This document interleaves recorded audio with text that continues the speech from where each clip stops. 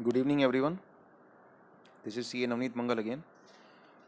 This video is in continuation to the video that I released yesterday regarding annual return 1819, wherein we discussed some of the issues of outward supply, practically on the basis of case studies that we designed. Yesterday, as I discussed, our agenda was to discuss some of the case studies regarding outward supply on practical case studies approach. And we did the first set of case studies that were related to outward supplies, in which practically we discussed the case studies where we have shown less amount in GSTR 3B filed during the period July 17 to March 18, and that set of cases were taken and discussed yesterday. Some of the corollaries were also discussed regarding that. Today, the remaining two agenda, that is outward supply, is shown in GSTR 3B from July 17 to March 18 was more as compared to the books, actual supplies that were in books, and what can be the other situations and other corollaries in respect to that case scenario we will discuss. And lastly, we will discuss as far as today is concerned, treatment of advances which are overlapping between 1718 and 1819.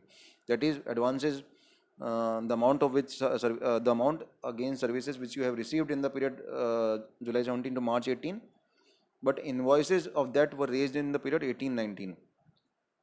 That we are going to discuss. So these two set of scenarios we are going to discuss. Scenario number one, basically in 3B of 1718 you have declared more amount as compared to your actual books. What can be the impact of that in DSTR 9 of 1819, and second set of scenario will be the advances. We have already discussed the scenario number case study 1 in our yesterday's video. So I'm not touching it upon again. Just to remind you, just to brush up the thumb rule again. Let me go to that slide of thumb rule. Again, this case scenario will be entirely discussed on the single thumb rule that we have discussed yesterday. And that thumb rule is very simple. We'll disclose only those outward supplies in 1819, of which time of supply is occurring between 1st April 18 to 31st March 19. This thumb rule will be henceforth come and be discussed while discussing all the case studies of or scenarios of GST 9 of 1819 regarding outward supplies.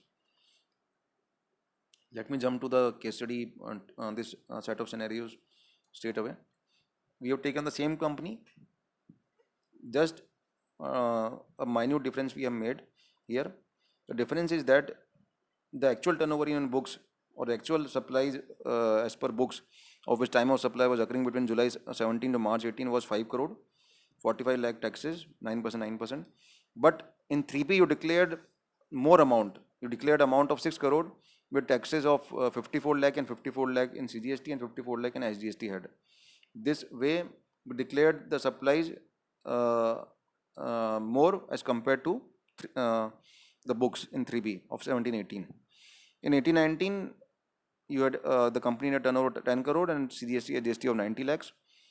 And since the SSC declared a turnover of 6 crore in 3B of 1718, he realized that mistake and he then corrected his mistake in 3B of 1819. And he declared only 9 crore by reducing 1 crore from 10 crore in 1819 turnover, which he was allowed to do as per the circular that was released on 29 December of 2017. And then he declared 81 lakh liability by reducing 9 lakh liability from 90 lakh liability of his books in 1819 GSTR 3B return. Okay. This was the adjustment that he made in 1819. This is the facts that we have to that has to be kept in mind while discussing the next two kind of scenarios, the kind of case studies in this particular scenario. Just we will discuss this case study on the same approach that we discussed the case study 1. We will imagine the GST and 9. If it is possible for you, then you can take a printout of it. But if it is not possible, then you can imagine the GST and 9 that you must have filed in 1718. And here, just to highlight you, we have taken the not the refund route kind of scenario here. Not the refund route kind of scenario. Basically, not the refund route here means 1 crore value which was overshown in GSTR 3B of 1718 and related taxes 9 lakh and 9 lakh were not taken as refund by the SSE, were adjusted by the SSE in GSTR 3B of 1819, and they were not taken as refund by the SSE as overpaid taxes. So he has taken the route of adjustment in GSTR 3B, not the refund route, while correcting the mistake that was made in the GSTR 3B of 1718. So this was the route that was taken. He has not taken the refund route. Since he has not taken the refund route, therefore the GSTR 9 of 1718 must have looked like this. What would it would have looked like? Since he has the book's liability was actually 5 crore, therefore in totality the turnover of SSE must come as 5 crore. I think all of us must agree to this point. And total turnover is reflected in table number 13 after the table number 13 of GST 9 ends. There the total turnover comes, total turnover of the SSE, okay, including the liability. So it is the sum total of table number 4, table number 5 plus table number 10 minus table number 11. So if you have to basically holistically view or imagine the GST 9, that you have to show in net basis turnover of 5 crore in GST 9 of 1718 and liability of 45 lakhs and 45 lakhs in CGST and SGST on net basis, and that net basis comes as a formula from table number 4 plus table number 5 plus table number 10 minus table number 11. Table number 10 and 11 also gets added and subtracted respectively from the turnover that has been declared in table number 4 and 5, and that becomes your net turnover that is shown in GST 9. Since in this case 17 in the period July 17 to March 18 you have shown extra liability, that is 6 crore, and 54 lakhs liability as 9 lakh extra liability you have shown.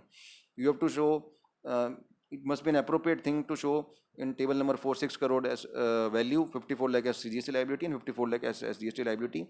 That will be reduced in table number 11 from 1 crore value and 9 lakhs CGST and GST liability. In net we are showing as per the books only 5 crore value and 45 lakhs as liability. But the way of presentation of that particular thing that has been overpaid and has been adjusted in next financial year can be in best possible manner had been presented by through this manner. Obviously table number 9, since you have shown in table number 4 and 5 54 lakhs liability, tax payable will come as 54 lakh and tax paid automatically auto-populates as 54 lakhs. So this was the GSTR 9 that was supposed to be filed for the period 1718 with the facts that we have discussed, that are this. Okay. Now going with this background, GST 9 of 1819, how would it look? Again, since the company has made an outward supplies of 10 crore in this year, we have to show in table number 4 10 crore, 90 lakh CGST and 90 lakh SGST. And table number 9 will automatically auto-populate as 90 lakhs tax payable. And since you have paid only 81 lakh as tax paid in GSTR 3B by adjusting 9 lakh of the previous financial year which are overpaid, so tax paid will come as 81 lakh, tax payable will come as 90 lakh, and basically there will be an difference of 9 lakhs between the tax payable and tax paid. Again, in your mind, the question will pop up: what will we do of the difference? Before that, why we have shown 10 crore liability? Again, the answer is the same. Since we have made an outward supplies of 10 crore in this financial year, we have to show 10 crore as outward supply, not 9 crore, because 1 crore is the adjustment of last year, and table number 4 wants you to declare all the outward supplies that are made during the financial year, including the tax liability that is related to 1819. So just a simple answer to this question, whether you can ask yourself whether our outward supplies value is 10 crore or 9 crore. Hence, we have declared 10 crore as your outward supply value and 90 lakhs as liability in table number 4. What will I do if department cross question asks, 81 lakh is the tax paid and 90 lakh is the tax payable? Again, the same answer. 1718 and 1819 GST 9 has to be read in conjunction, and reconciliation table has to be prepared manually and has to be submitted to department if it cannot be submitted electronically. Same answers, same scenario, same logic, same thumb rules, everything is same. Just the figures have changed from scenario 1. In case study 1, we have discussed that case study where taxes were underpaid in 1718, In second scenario, we are discussing the scenario where taxes are overpaid in 1718. Now comes an interesting twist. What will happen if the SEC chooses not to adjust that 9 lakh liability in GSTR 3B of 1819? Instead, he wishes to take the refund by going by the way of refund route, and he wishes to take the wish to take the refund, and he has taken the refund of that extra amount that was paid in 1718 GSTR 3B. So this is the route where I have specifically cross cut not, means that he has taken the refund route. He has taken the refund of the tax amount which was overpaid by him during the period July 17 to March 18. That is 9 lakh liability which was overpaid. He has taken the refund through RFD01 format that is available online or offline, that was until 25th of December 2019. So basically, the SSC has chosen the path of refund, and if he has chosen the path of refund, then how GSTR 9 of 1718 would have looked like. Then, since he has chosen the path of refund, he has not reduced or added any supplies in the financial year 1819 relating to 1718. This is very simple.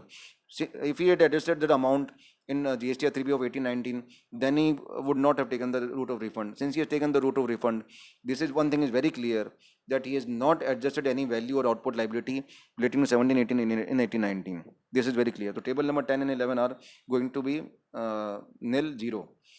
Since the SSC has a turnover of only 5 crore and 45 lakhs liability, and ultimately by through table number 4, 5, 10, 11, we have to show the liability of 45 lakhs in CGST and 45 lakhs in SGST. Therefore, in table number 4, we have to show 5 crore as liability value, 45 lakhs as liability in CGST and SGST head.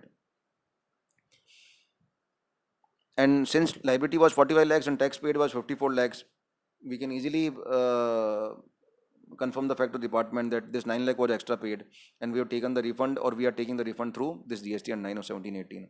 I think this is clear till now. These facts are clear. He has taken the refund route. Since he has taken the refund route in this case, he has not adjusted any of his liability of 1718 and 1819.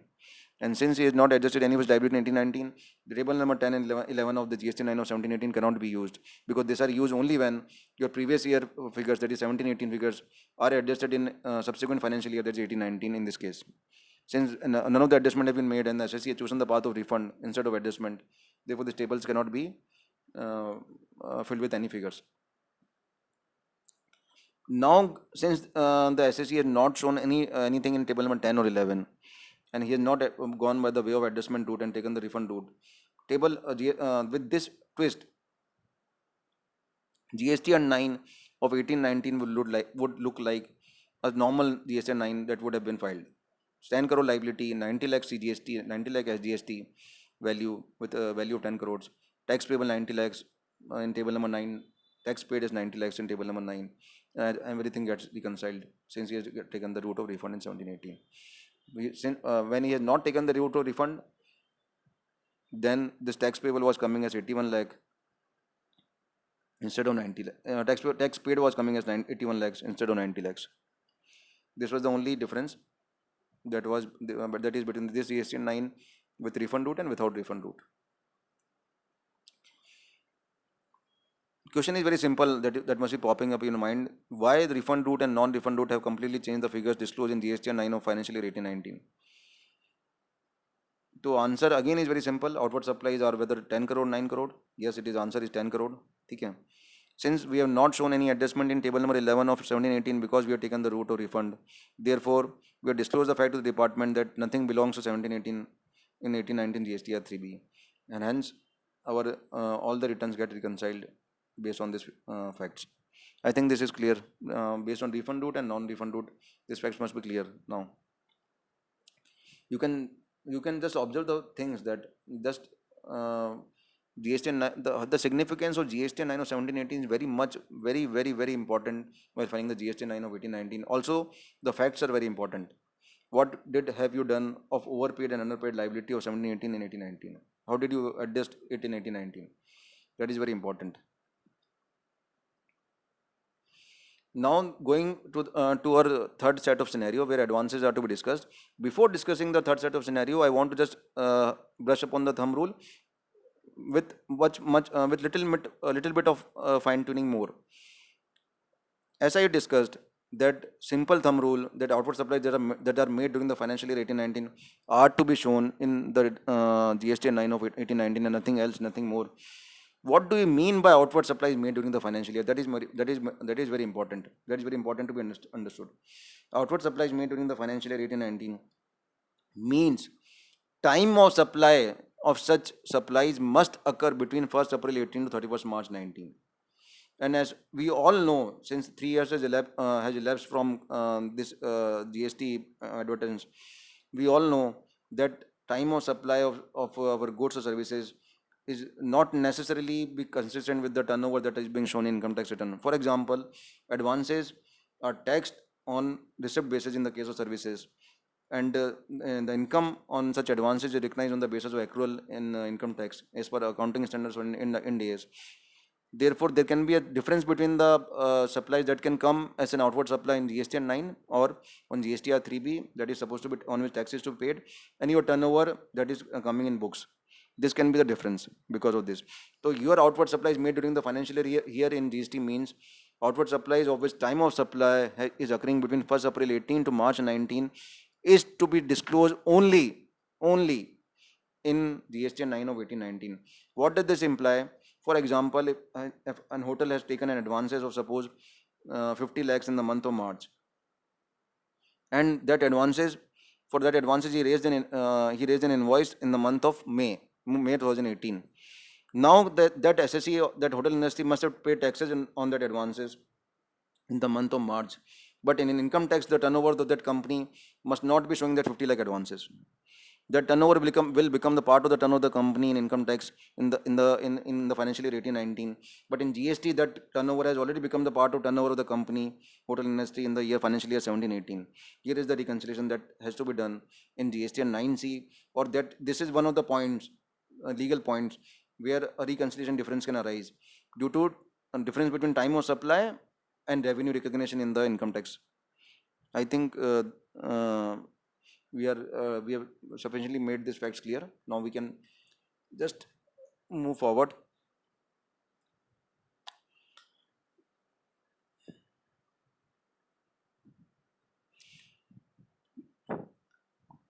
I have taken a simple case study in this. The Company Acts to financial year 17, 18, 18, 19. The turnover of that company as per income tax was 5 crore, and that company took an advance of 1 crore also, having 9 lakh CGST liability and 9 lakh IGST liability, on which invoice was raised in financial year 18-19. You can just relate to this example with that hotel industry example that I have given. This was the company's financials and turnover as per GST and income tax. Here I have to mix with income tax and GST because this is a point where income tax and GST differ. This is one of the points.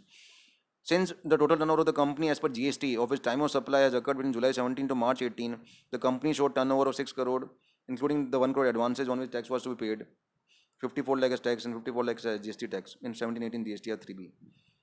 In 18-19, turnover of company was 10 crore. 90 lakhs liability in CGST, 90 lakhs liability in SGST had. This 10 crore turnover included turnover 1 crore advances, of which invoice was raised in 18-19, but amount was received in 17-18. It included that.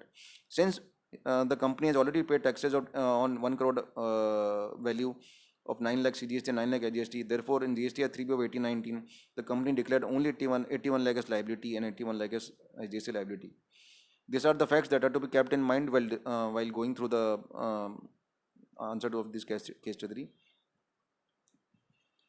If you can imagine the 17-18 GST and 9, then this is the picture that you can imagine. In table number 4, we must have bifurcated the 6 crore turnover on which tax was to be paid as B2B 5 crore and advances 1 crore 9 lakh CGST 9 lakh IGST liability. And in table number 9, obviously tax payable would have come as 54 lakh and tax paid has come as 54 lakh. I think there is nothing to be discussed in this. This can be imagined as a GST 9 of 17-18 with all the other things assumed to be perfect. With this case with this background, now while filing the GST 9 of 18-19, the mute question that will come, either I have to show turnover of 10 crore as per income tax, or I have to show turnover of 9 crore as per GST, because time of supply of supplies between 1st April 18 to 31st March 19 is only 9 crore, because for 1 crore amount, the time of supply has already occurred before 1st April 18. That is in March 18, where advances were received. So since I have discussed the thumb rule in fine prints, where I've said that you have to declare outward supplies of which time of supply is occurring between 1st April 18 to March 19 in GST 9 of 1819. That is very simple and very clear. Therefore, you have to show in table number 4 as 9 crore as turnover, 81 lakh as liability, and now therefore at 81 lakh as liability will appear as tax payable in CGST head, as GST head, and tax paid will come as 81 lakh in CGST and SGST head. Okay. This is the thing that needs to be kept in mind, that outward supplies made during the financial year mere means outward supplies of which time of supply is occurring between 1st April 18 to 31st March 19. In this particular case, the time of supply of value 1 crore of which 9 lakh was liability of CGST and SGST has occurred in the month of March 18 and not during the period 1st April 18 to 31st March 19. Therefore, that has to be reduced from the turnover of income tax turnover of 10 crore while disclosing the turnover in GST 9 of 1819.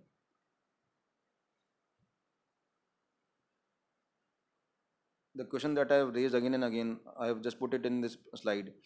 In income tax turnover is 10 crore, then why have disclosed 9 crore turnover in GST 9 of 1819? GST runs on time of supply basis, sir, concept that is being governed by section 12 to section 14, and therein it has been clearly mentioned that in case of services, advances received in case of services becomes the time of supply and not the actual delivery of services or the raising of invoice, in case advances are received before the days of raising invoice or delivery of services. Therefore, in our particular this example, the time of supply of that advances has occurred before 1st April 18. Therefore, only 9 crore supplies were related to that period in which time of supply was occurring between 1st April 18 31st March 19 as per section 12 to section 14 of CGST Act. Therefore, we have shown only 9 crore turnover in table number 4 with taxes 9 lakhs, 81 lakhs and 81 lakhs in CGST and SGST Act. GST and 9C, if applicable, is a reconciliation made specifically for this kind of scenarios where time of supply and revenue recognition are differ on account of principles made under different acts, GST Act and income tax and accounting standards. So with this, I finish my this part of outward supplies, where we discussed 3 kind of scenarios: case study 1, 2, 3, and in future videos we'll discuss much more case studies on outward supplies and other ITC and RCM. Thank you for your patient listening. In case of any query, you can reach to me on this given mail ID or on phone number. I will be glad to answer any of your queries. Thank you. Thank you, everyone.